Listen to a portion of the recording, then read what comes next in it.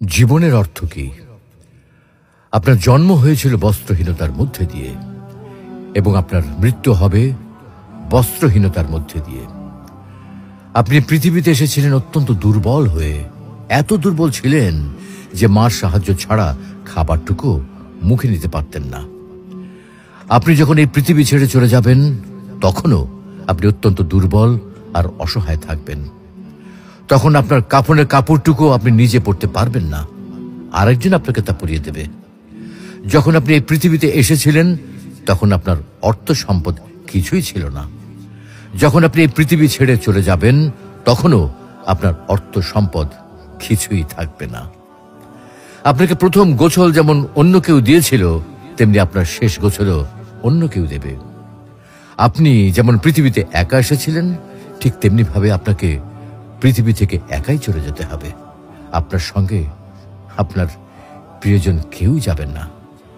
হ্যাঁ, এটাই জীবন, এটাই তো জীবন। তাহলে কেন এত মারামারি, এত সংঘাত, এত হানাহানি? কেন এত বিদ্বেষ? কেন এত হিংসা? কেন এত বেইমানি? তাই সকলের প্রতি দয়াশীল হন, সকলকে আপন করে নিন এই ক্ষণিকের যাত্রায়।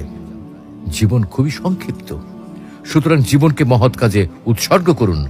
সর্বদাই নিজের ও মানুষের কল্যাণ করুন, অনর্থক কাজ থেকে নিজেকে বিরত রাখুন। তাহলে আল্লাহ রাব্বুল আলামিনও পরকালে আপনার কল্যাণ করবেন।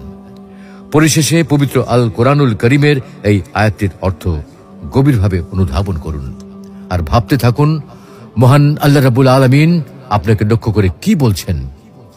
হে ঈমানদারগণ, তোমাদের ধন সম্পদ ও সন্তান সন্ততি যেন তোমাদেরকে আল্লাহর স্মরণ থেকে গাফেল না করে, আর যারা এ কারণে গাফেল হয় তারাই তো ক্ষতিগ্রস্ত।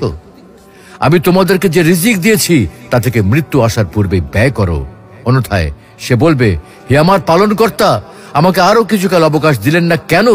তাহলে আমি সাদকা করতাম এবং সৎকর্মীদের অন্তর্ভুক্ত হতাম। প্রত্যেক ব্যক্তির নির্ধারিত সময় অর্থাৎ মৃত্যু যখন উপস্থিত হবে তখন আল্লাহ কাউকে সামান্যতম অবকাশ দেবেন না। তোমরা যা করো আল্লাহ সে বিষয়ে খবর রাখেন।